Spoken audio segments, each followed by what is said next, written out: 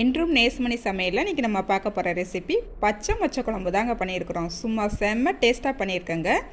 இது வரைக்கும் நான் பச்சை மொச்சை குழம்பே வச்சதில்லை அப்படின்னு சொல்கிறவங்க கூட இது போல் ட்ரை பண்ணிங்கன்னா சும்மா 100% அப்படியே செம்ம டேஸ்ட்டாக வருங்க. இதுக்கு நான் கேரண்டி தரேங்க. அந்த அளவுக்கு இந்த குழம்பு டேஸ்ட்டாக இருக்குங்க. மிஸ் பண்ணாமல் செஞ்சு பாருங்கள்.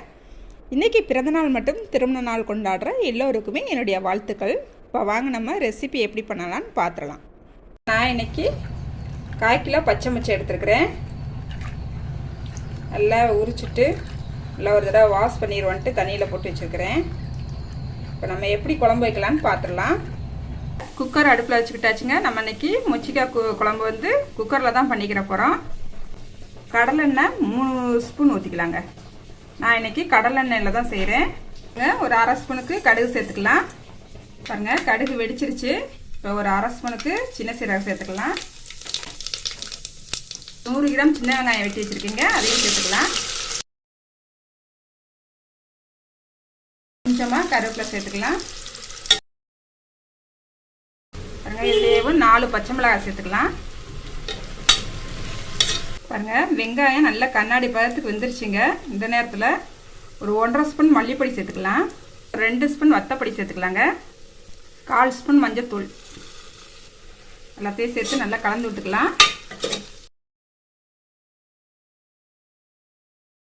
மசாலா சேர்த்து 1 நிமிஷம் நல்லா சிம்மில் வச்சு கலந்து விட்டுக்கிட்டாச்சு. மசாலாவோட பச்சை வாசனையும் போயிடுச்சுங்க. 3 தக்காளி பழம் கட் பண்ணி வச்சுருக்கிறேன், இதையும் சேர்த்துக்கலாம். நல்லா கலந்து விட்டுக்கலாம். எடுத்து வச்சுருக்கிறேன் மொச்சை பயிரையும் சேர்த்துக்கலாங்க. பச்சை மொச்சையும் 2 உருளைக்கிழங்க இந்த மாதிரி கட் பண்ணி வச்சுருக்கேன். இப்போ இதையும் சேர்த்துக்கலாம். கொஞ்சமாக உப்பு சேர்த்துக்கலாங்க. நல்லா கலந்து விட்டுக்கலாம்.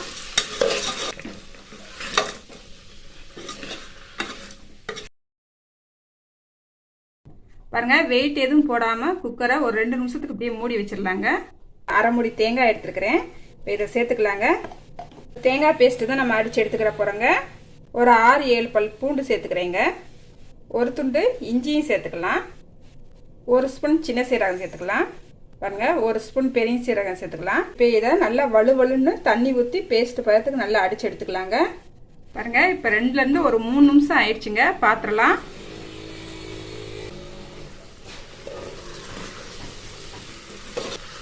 பாருங்கள், தக்காளியெல்லாம் நல்லா மசிஞ்சு வந்துருச்சுங்க.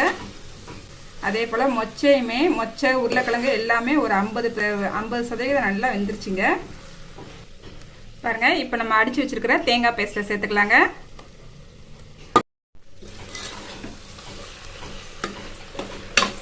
நல்லா கலந்து விட்டுக்கலாம். இப்போ தண்ணி சேர்த்துக்கலாங்க. 500 ml தண்ணி சேர்த்துருப்பீங்க. கிரேவி கணக்காக வேணும்னா தண்ணி வந்து கம்மியாக சேர்த்துக்குங்க. குழம்பு கணக்காக வேணும் அப்படின்னு சொன்னீங்கன்னா கூட கொஞ்சம் தண்ணி சேர்த்துக்குங்க. இப்போ உப்பு வந்து சரியாக இருக்கான்னு பார்த்துக்கலாம். உப்பு லைட்டாக பத்தாமல் இருக்குங்க. ஒரு கல் மட்டும் போட்டுக்கலாம். போதும், கரெக்டாக இருக்கும். நல்லா கலந்து விட்டுக்கலாம். இப்போ குக்கரில் வெயிட் போட்டு நல்லா மூடிடலாங்க. இப்போ இது ஒரு 3 விசில் வரட்டுங்க. அதுக்கப்புறம் நம்ம பார்க்கலாம். பாருங்கள், குக்கர் 3 விசில் அடிச்சிருச்சுங்க. இப்போ ஆஃப் பண்ணிக்கலாம். 10 நிமிஷம் அப்படியே விட்டுலாங்க. அதுக்கப்புறம் நம்ம பார்க்கலாம். ஒரு 10 நிமிஷம் நம்ம அப்படியே விட்டுட்டோம். இப்போ திறந்து பார்த்துடலாங்க.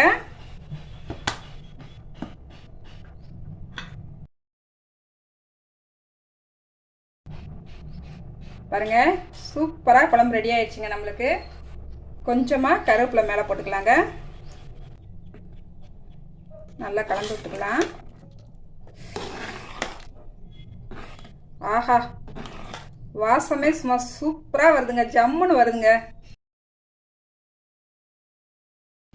பாருங்கள், இந்த மொச்சை குழம்பு சாதம், தோசை, சப்பாத்தி எல்லாத்துக்குமே சூப்பராக இருக்குங்க. பாருங்கள், மிஸ் பண்ணாமல் நீங்களே இது போல் செஞ்சு பாருங்கள். செஞ்சு பார்த்துட்டு எப்படி வந்துச்சுன்னு கமெண்ட்டில் சொல்லுங்கள். லைக் பண்ணுங்கள், ஷேர் பண்ணுங்கள். புதுசாக வீடியோ பார்க்குறவங்களா இருந்தீங்கன்னா என்னுடைய வீடியோவை சப்ஸ்கிரைப் பண்ணிக்கோங்க. பாய். அடுத்த ஒரு வீடியோவில் பார்க்கலாங்க.